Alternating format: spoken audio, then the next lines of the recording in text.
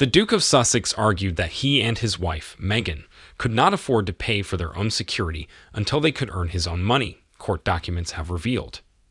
Prince Harry sent an email to Sir Edward Young, the late Queen's private secretary, in April 2020, in which he says he made it clear we couldn't afford private security until we were able to earn.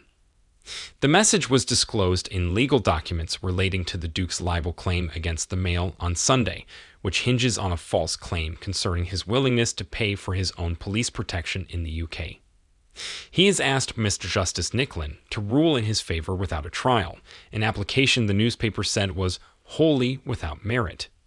The Duke is suing Associated Newspapers Limited, ANL, over an article published last February concerning his legal challenge against the government's decision to deny him and his family the right to automatic police protection in the UK.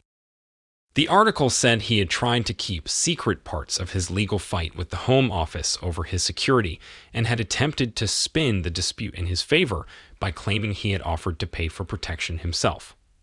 It suggested that when news of the Duke's legal battle with the government was first revealed, his PR team released a statement saying that he had offered to pay personally for UK police protection, but that it was refused. The Duke argued that the story suggested he had lied and had improperly and cynically tried to manipulate and confuse public opinion.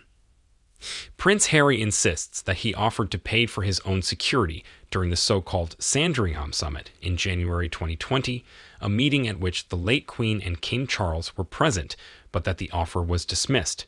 He then reiterated the offer at a meeting with Sir Mark Sedwill, then Cabinet Secretary and UK Home Security Advisor, the following month, he says.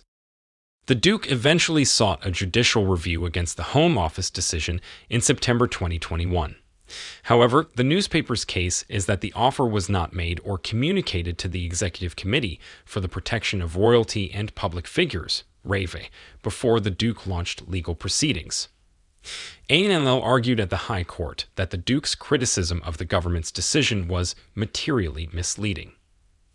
Andrew Caldecott KC, for ANL, said that press statements released on the Duke's behalf suggested he was willing to pay for his protection, and that his legal challenge concerned the government's refusal to permit him to do so, whereas the true position was that he had only made the offer to pay after legal proceedings had commenced.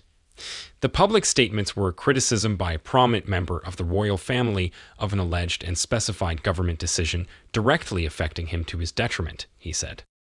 That is a serious context requiring accuracy.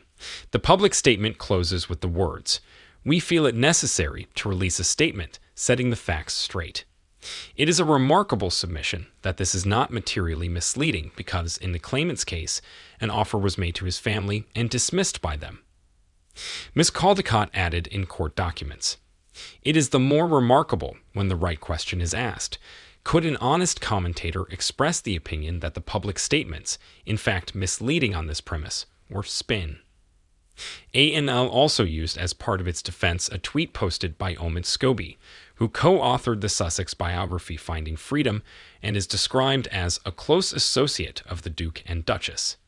The publisher said the tweet's terms were so clear that further analysis is not needed.